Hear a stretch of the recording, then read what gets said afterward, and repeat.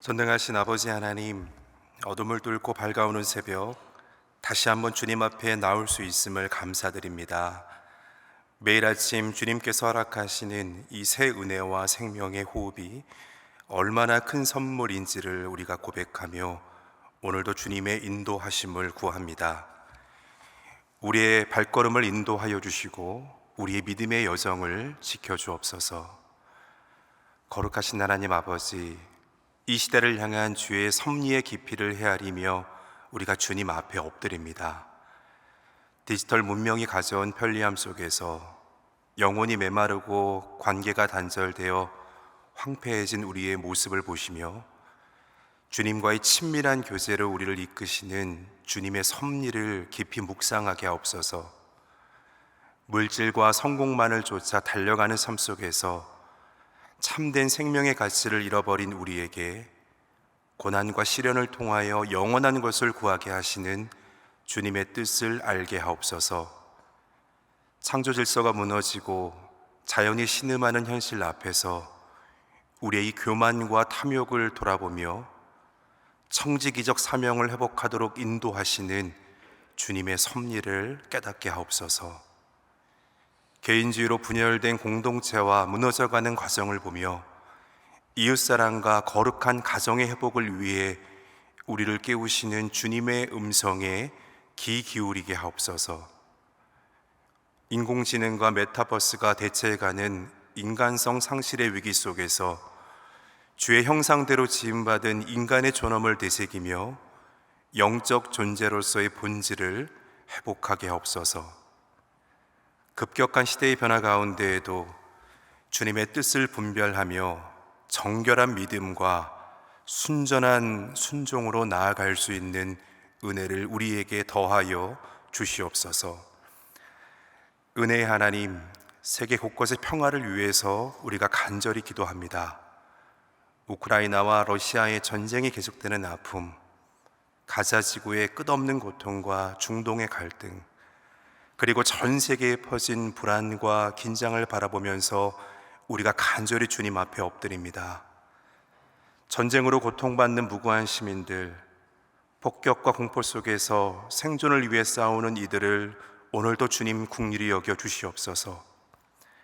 갈등의 뿌리에 박힌 증오와 편견의 벽을 무너뜨려 주셔서 국가 간, 민족 간, 종교 간의 대화와 이해의 길을 열어 주시옵소서.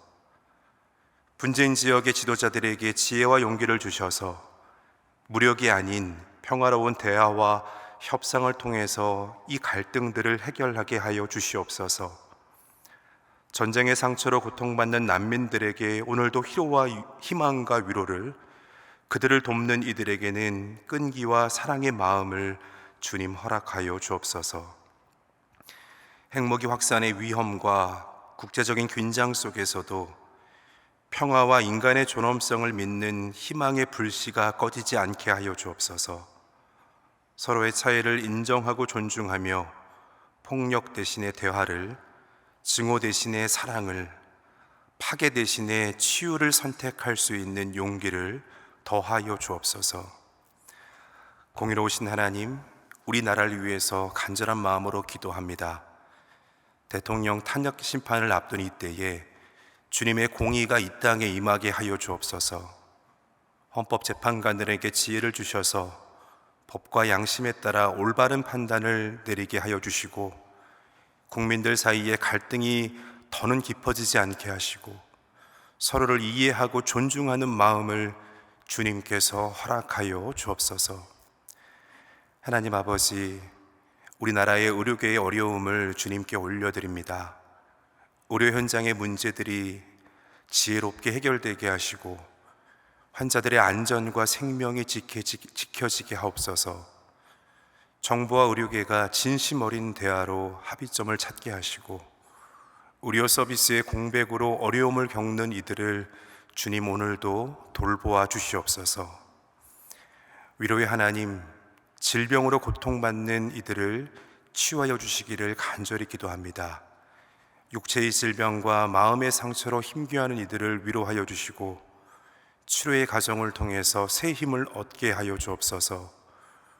우울과 불안으로 어려움을 겪는 이들에게 주님 평안을 주시고, 삶의 소망을 잃은 이들에게는 새로운 희망을 주님 허락하여 주시옵소서. 특별히 소망의 성도들 모두 이 시간에도 중환자실에서 투병 중이신 장로님의 회복을 위하여 애통함 속에서 간절히 주님 기도하고 있사오니 하나님 기적을 베풀어 주시옵소서. 하나님께서 나라를 위하여, 교회를 위하여 우리 장로님께 주신 사명이 있음을 우리가 압니다. 그 사명을 감당해야 할 장로님 온전히 주님 회복해 하셔서 하나님의 영광을 드러내도록 우리 하나님 긍휼을 베풀어 주시옵소서. CBS 재단 이사회 모임으로 해외 출타 중이신 담임 목사님을 위하여 기도합니다. 담임 목사님의 영육의 강건함을 지켜주시고 이 모든 시간이 은혜의 과정과 시간이 될 수 있도록 성령님 붙들어 주시고 일하여 주시옵소서. 이제 주의 말씀을 사모하며 나아갑니다. 성령님께서 말씀을 통해 우리의 심령을 새롭게 하시고 진리의 빛으로 인도하여 주옵소서. 말씀이 우리의 삶 속에서 열매를 맺게 하시고 그 기쁨을 이웃과 나누며 살게 하여 주옵소서. 우리 구주 예수 그리스도의 이름으로 기도드립니다. 아멘. 오늘 하나님께서 주신 말씀은 열왕기상 11장 14절에서 25절까지의 말씀입니다. 열왕기상 11장 14절에서 25절의 말씀 함께 우리 읽겠습니다. 여호와께서 에돔 사람 하닷을 일으켜 솔로몬의 대적이 되게 하시니 그는 왕의 자손으로서 에돔에 거하였더라. 전에 다윗이 에돔에 있을 때에 군대 지휘관 요압이 가서 죽임을 당한 자들을 장사하고 에돔의 남자를 다 쳐서 죽였는데, 요압은 에돔의 남자를 다 없애기까지 이스라엘 무리와 함께 6달 동안 그곳에 머물렀더라.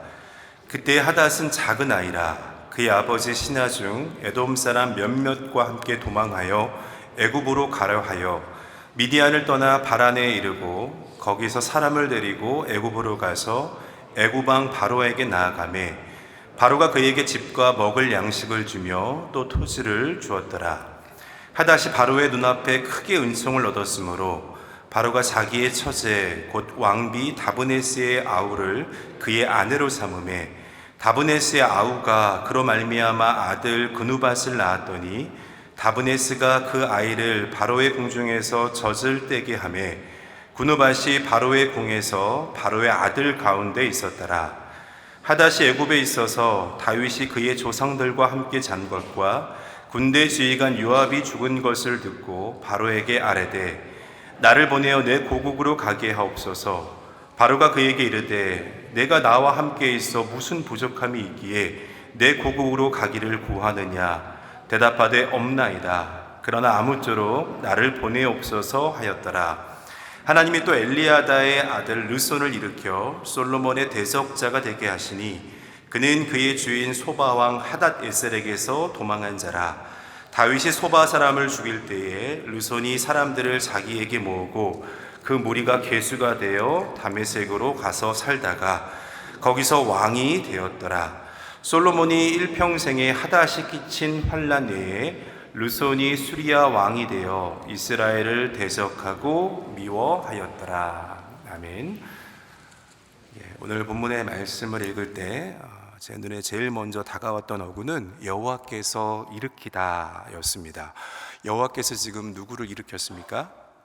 첫 단락에서는 하닷이고 두 번째 단락에서는 르손입니다. 하나님께서 이처럼 하닷을 일으키고 르손을 일으키는 장면에서 드러나고 있는 오늘 말씀은요, 하나님께서 이들을 준비케 하셨다라는 것을 잘 보여주고 있습니다. 오늘 본문의 말씀을 보면 이 하돗은 에돔 왕의 자손이었죠. 다윗이 에돔을 정벌했을 때 군대 장관 요압이 에돔의 남자를 다 쳐서 죽이려고 합니다. 에돔의 남자를 다 없애려고 이 요압이 6달 동안이나 그곳에 머물렀다라고 말하고 있습니다. 그때 하닷은 이 말씀을 보면 작은 아이였다라고 말하고 있죠. 이처럼 하닷이요, 당시에는 계수하지 않는 남자, 어린 아이였기 때문에 죽임을 당하지 않고 살았을 수 있습니다. 이후에 하닷이 아버지의 신하 에돔 사람 몇몇과 함께 도망하여 애굽으로 가는 그런 과정들을 말씀하고 있는데, 참 이 말씀들은 의미심장하게도 이스라엘 백성들의 출애굽 경로와 정반대의 방향으로 되어 있는 것을 우리가 볼 수 있습니다. 또 이어서 말씀을 보면 바로가, 애굽 왕 바로가 하닷을 지금 환대하고 있지 않습니까? 그럼 왜 하닷을 바로가 환대했을까? 우리가 생각해 볼 수 있는데, 하나님의 섭리가 그 가운데에 또 있었다는 것을 보여주는 것 같습니다. 이렇게 환대 속에서 말씀을 보면 하닷이 애굽의 왕족과 혼인을 합니다. 거기서 낳은 아이가 군우밧이라고 하는데, 이 아이가 이 바로의 궁에서 바로의 아들 가운데 있었다라고 말하고 있어요. 이 정도면 이 하닷이 강대국이었던 애굽에 눌러앉고 싶은 그런 마음이 있지 않았겠습니까? 그런데 21절에 있는 말씀을 보면 다윗과 요압이 죽었다는 소식을 듣고 이 하닷이 바로에게 찾아갑니다. 그리고 자신을 이제 고국 에돔으로 보내달라라고 요청을 하고 있습니다. 바로가 그래서 이 하닷의 요청에 의하여면서 하닷에게 묻죠. 근데 그에 대한 이 하닷의 자세들을 보면 이 하닷이 사명을 잃지 않고 있음을 잘 보여주고 있습니다. 어떤 사명이냐면 솔로몬의 대적이 되는 그러한 사명입니다. 또 엘리아다의 아들 르손은 어떻습니까? 르손은 그의 주인 소바 왕 하닷 에셀에게서 도망한 그런 사람이었습니다. 도망자 신세였는데 그에게 사람들이 모입니다. 그리고 이들의 르손이 우두머리가 되고, 말씀을 보면 수리야 곧 아람의 왕이 되는 것을 우리가 보게 됩니다. 하나님께서 르손을 일으키셔서 왕이 되게 하시고, 그리고 솔로몬의 대적이 되도록 하셨습니다. 오늘 이 본문의 말씀뿐만 아니라 구약의 선지서나 역사서들을 보면 여호와께서 일으키신 이스라엘의 대적들이 자주 언급되고 있는 것을 우리가 볼 수 있습니다. 이사야서 10장 말씀을 보면 하나님께서 이스라엘의 대적 아수르를 일으키셨고, 또 하박국 1장에서는 하나님께서 바벨론을 일으키셨습니다. 이 밖에도 이스라엘과 유다를 징계하기 위해서 하나님께서 대적들을 이처럼 일으키셨습니다. 하나님께서 하나님의 백성들을 일으키시고 또 이스라엘을 일으키십니다. 그와 반대로 대적들도 이처럼 하나님께서 일으키신다는 겁니다. 오늘의 입장에서 봐도 하나님께서 특별하게 이 시대에 일으키시는 그런 나라들이 있을 수 있습니다. 하나님이 쓰시려고 일으키시는 그런 나라들이 있을 수 있고요, 징계의 도구로 일으키시는 그런 나라들이 있을 수 있습니다. 역사 속에서 그 결과와 흐름들을 우리가 다 이해할 수는 없지만 우리가 여기서 알 수 있는 것이 있죠. 그것은 하나님의 손에 이러한 역사가 붙들려 있다는 것을 우리에게 깨닫도록 한다는 것입니다. 저는 신앙인들에게 역사를 해석할 때 선제적인 렌즈가 있다라고 생각을 합니다. 그 렌즈는 역사의 주관자가 누구인가라는 것을 보게 한다는 것입니다. 여러분, 우리 대한민국만큼 현대사를 거쳐서 이렇게 굴곡을 겪었던 나라도 아마 없을 것입니다. 나라를 잃고 일본의 식민지로 오랜 아픔을 겪었습니다. 광복의 참 기쁨을 누린 것도 잠시죠. 남북 분단이 있었고 또 동족 상잔의 비극인 6.25 전쟁을 우리가 겪었습니다. 아마 현대사의 아픔을 우리나라만큼 겪은 그런 나라도 없을 것입니다. 그런데 이 나라가 한강의 기적이라고 부르는 놀라운 성장을 이루었죠. 또 불모의 선교지에서 이제는 세계 두 번째로 선교사를 보내는 그런 복음의 나라가 되었습니다. 사람들은 이것을 기적이라고 부르지만 신앙인들은 역사의 주관자가 누구인가라는 그 렌즈를 가지고 이 역사를 바라봅니다. 그래서 이것을 기적이 아니라 하나님의 은혜라고 말하는 것입니다. 오늘 본문에 만약에 대입을 해보면 하나님께서 대한민국을 일으키셔서 한 시대의 귀한 사명을 감당케 하셨음을 상기하도록 합니다. 앞으로 하나님께서 또 어떤 나라를 일으키셔서 하나님의 이런 귀한 사명을 감당케 하실지 모릅니다. 그것은 세상을 위한 축복의 도구가 될 수 있고요, 때로는 하나님의 진노의 그런 막대기가 될 수도 있습니다. 여러분, 그럼 왜 본문의 하닷과 르손을 이 솔로몬을 향한 그런 진노의 막대기로 하나님께서 이렇게 일으키신 것입니까? 어제 나눴던 그 말씀 속에서 그 이유를 우리가 찾을 수가 있습니다. 그것은 이 솔로몬의 마음이 여호와를 떠났기 때문입니다. 솔로몬은 우리가 잘 알고 있는 것처럼 하나님께 듣는 마음을 달라고 말했던 그런 지혜자였습니다. 내가 하나님의 말씀을 듣겠다고, 말씀을 듣고 그 말씀에 순종하는 마음이 그것이 가장 귀하다고, 그것을 달라고 했던 하나님 앞에 그 순간을 우리가 말씀을 봤을 때 하나님께서 정말 기뻐하고 계시는 것을 우리가 볼 수 있습니다. 그래서 솔로몬이 구하지도 않았던 부귀와 영화도 솔로몬에게 주십니다. 왜 그랬겠습니까? 솔로몬이 하나님의 말씀을 듣는 자니까, 하나님의 말씀을 듣고 순종하기를 누구보다도 사모하는 자이니까 그에게 부귀와 영화가 주어져도 이것이 모든 자들에게 복이 될 것임을 하나님이 알았기 때문입니다.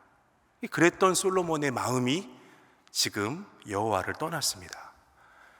여호와께서는 이 순간 하닷과 르손을 일으키셔서 솔로몬의 대적이 되도록 하셨습니다. 본문 25절의 말씀을 보면 솔로몬의 일평생에 하닷이 끼친 환난 외에 르손이 수리아 왕이 되어 이스라엘을 대적하고 미워하였다라고 그렇게 말하고 있습니다. 사실 여러분, 이 하닷이 끼친 환난이 이 솔로몬의 일평생은 아니었거든요. 그런데 왜 이렇게 표현을 하고 있겠습니까? 솔로몬의 마음이 여호와를 떠난 이후에 이 하닷 때문에 겪은 괴로움이 이 솔로몬 인생 전체에 당한 괴로움의 견줄만큼 컸다는 것을 전달하기 위함이었을 것입니다. 이 말씀을 묵상하면서 하닷이 어떻게 이 솔로몬을 괴롭게 했길래 솔로몬이 이렇게까지 표현하고 있을까라는 생각들을 해봤습니다. 아마 솔로몬이 그 전까지는 승승장구했을 겁니다. 한 번도 패하지 않았을 것 같아요. 승승장구했던 솔로몬에게 하닷이 줬던 이 패배의 치욕이 솔로몬에게 너무 괴로운 그런 일이었을 수도 있습니다. 그러나 솔로몬에게 이 큰 괴로움을 겪게 한 것은 하닷이 솔로몬이 지금 하나님 앞에 범죄한 스스로를 직면토록 하는 그러한 도구였기 때문은 아니었을까라는 것입니다. 여러분, 하나님 앞에 범죄한 나를 직면하도록 하는 것은 어떻습니까? 그것은 참 괴로운 일입니다. 아담과 하와가 죄를 범하고 나서 제일 먼저 한 일이 무엇입니까? 하나님의 낯을 피해서 숨는 그런 일이었습니다. 우리도 여러분, 죄를 짓고 나면 어떻습니까? 죄를 짓고 나면 회피하기도 하고요, 또 그 상황에 대한 정당성을 우리가 찾기도 합니다. 왜 그렇습니까? 하나님 앞에서 범죄한 스스로의 모습을 직면하는 것은 너무도 두렵고 너무도 괴로운 그런 일이기 때문입니다. 다윗이 밧세바를 범하고 우리아를 전장으로 보내서 죽게 한 일을 하나님께서는 선지자 나단을 통해서 드러나게 하십니다. 하나님 앞에서 이 다윗에게 범죄한 스스로를 직면토록 하시는 겁니다. 그리고 밧세바를 통해서 낳은 그 아이를 죽게 하시죠. 다윗의 일평생 괴로움에 견질 만큼 아마 이 순간은 고통스러운 그런 순간이었을 겁니다. 하지만 하나님 앞에 범죄한 스스로를 직면했기 때문에 다윗은 하나님 앞에서 엎드릴 수 있었습니다. 여러분, 솔로몬의 마음이 여호와를 떠났을 때 하나님께서 그냥 내버려 두실 수 있었잖아요. 계속 솔로몬이 승승장구하고 부귀와 영화를 그냥 누리게 하실 수 있지 않으셨겠습니까? 범죄한 다윗이 그 죄를 꽁꽁 이렇게 숨기고 있을 때 그냥 내버려 두실 수 있지 않았겠습니까? 밧세바와 행복하게 그 낳은 아이를 바라보면서 다윗이 행복하게 살도록 하나님께서 그냥 내버려 두실 수 있지 않으셨습니까? 그런데 하나님께서 그렇게 하지 않으셨습니다. 솔로몬의 대적 하닷을 일으키셨고 선지자 나단을 통해서 꽁꽁 숨겨뒀던 그 죄악을 하나님 앞에 직면하게 하시고 드러나게 하십니다. 범죄한 스스로를 이처럼 하나님 앞에 직면하도록 하셨다는 거예요. 여러분, 이렇게 직면하면 괴롭습니다. 또 아프기도 하고요, 고통스럽기도 합니다. 하지만 여러분, 하나님 앞에 직면하는 것은 우리에게 또한 은혜이기도 합니다. 부흥의 역사 속에 대각성 운동이나 대부흥 운동은 하나님 앞에 직면하는 것에서 시작이 되었습니다. 여러분, 이스라엘의 회복도 나라를 잃고 포로기의 그 절망과 고통과 아픔 속에서 범죄한 자신들을 직면하는 것에서 시작이 되었습니다. 오늘날 우리 시대에도 우리의 삶에도 이 하닷이 있습니다. 이 하닷은 하나님 앞에 매 순간 우리를 직면하게 하는 그러한 도구입니다. 겉으로는 아무리 멋지게 꾸미고 겉으로는 아무리 경건하게 하여도 하나님 앞에서 내 속사람을 직면토록 하는 그런 도구가 있습니다. 어쩌면 하닷이 우리 옆에 있는 것은요, 그래서 저주가 아니고 은혜일 수 있습니다. 성경 말씀에 악인의 형통을 부러워하지 말라라는 그런 말씀이 있습니다. 악인이 형통한다는 것이 때론 이해가 되지 않고 그러한 상황에 분노가 치밀기도 하고 성경 말씀처럼 때로는 부러울 수도 있습니다. 그런데 왜 성경 말씀에서 그런 악인의 형통을 부러워하지 말라라고 그렇게 말씀하겠습니까? 악인은 하나님 앞에서 직면하지 않기 때문입니다. 하나님께서 그를 그냥 내버려 두셨기 때문입니다. 여러분, 우리가 주의 전에 나와서 기도한다는 것은, 매 순간 말씀 앞에 나온다는 것은 하나님 앞에 직면하는 것입니다. 그래서 하나님의 은혜를 구하고 용서를 구하고 긍휼을 구하는 것은 하나님께서 저와 여러분들에게 허락하신 그런 은총의 도구입니다. 우리의 마음이 매 순간 여호와를 떠나지 않도록 말씀을 붙들고 기도하면서 이 솔로몬의 첫 마음, 듣는 마음을 구하는 그런 매 순간이 될 수 있기를 바랍니다. 마지막으로 하나님께서 이 하닷을 솔로몬의 대적으로 준비시키는 기록들 안에서 당시에 이 기록된 말씀을 대했던 이 이스라엘 백성들에게 주고 있는 상징적이고 또 영적인 의미들을 우리가 서두에서 조금 살폈습니다. 하나님께서 이 하닷을 솔로몬의 대적으로 준비시키는 모습을 보면 누군가가 조금 오버랩이 되는데, 그게 누구냐면 이스라엘의 출애굽의 지도자, 저는 모세가 오버랩이 좀 되는 것을 느꼈습니다. 또 하닷이 도망하여 애굽으로 피신하는 과정은요, 서도 말씀드린 것처럼 이스라엘 백성들이 출애굽해서 가나안 땅에 이르는 여정을 정반대로 보여주고 있습니다. 또 하닷이 애굽에 살면서도 그의 정체성을 잃지 않고 확고히 해서 솔로몬의 대적이라고 하는 사명을 다하는 모습은요, 출애굽의 소명을 다하고 있는 모세의 그런 모습들을 떠오르게 합니다. 또 말씀해 보면 하닷은 17절 말씀에 작은 아이라고 표현을 하고 있는데, 이것은 하닷이 목숨을 구하게 된 이유가 되기도 합니다. 그러나 하나님 앞에서 듣는 마음을 구했던 솔로몬이 자신을 작은 아이라고 표했던 그 고백을 또한 떠오르게 합니다. 열왕기상 3장 7절의 말씀에 보면 솔로몬이 이렇게 고백했거든요. 나의 하나님 여호와여, 주께서 종으로 종의 아버지 다윗을 대신하여 왕이 되게 하셨사오나 종은 작은 아이라 출입할 줄을 알지 못하니이다. 솔로몬의 고백입니다. 열왕기 기자들은 지나온 역사 속에 하나님의 말씀을 기록하면서 하나님께서 이 하닷의 기록을 통해서 이스라엘 백성들에게 깨닫게 하시는 이 구속의 경륜을 이스라엘 백성들에게 들려주고 있습니다. 그래서 지금 우리의 마음이 어디에서 지금 떠나 있는지, 우리가 지금 이 시대를 살아가면서 무엇을 잊고 있는지 하닷의 기록을 통해서 깨닫게 하셨습니다. 이 시대에 우리가 이 하나님의 말씀을 묵상하고 적용할 때 우리 또한 염두할 것은요, 이 말씀 속에서 계속 드러나고 있는 하나님의 구속의 경륜입니다. 오늘날에도 출애굽해서 약속의 땅으로 신실하게 저와 여러분들을 인도하시는 그 하나님의 구속의 경륜입니다.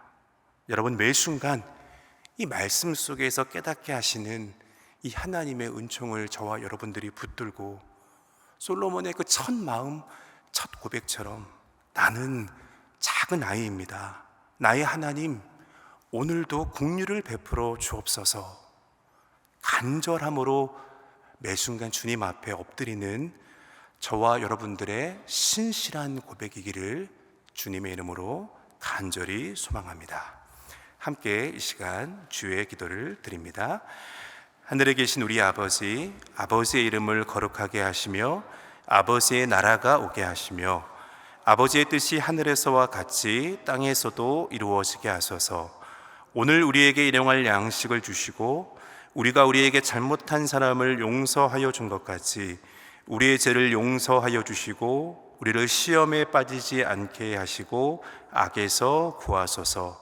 나라와 권능과 영광이 영원히 아버지의 것입니다. 아멘.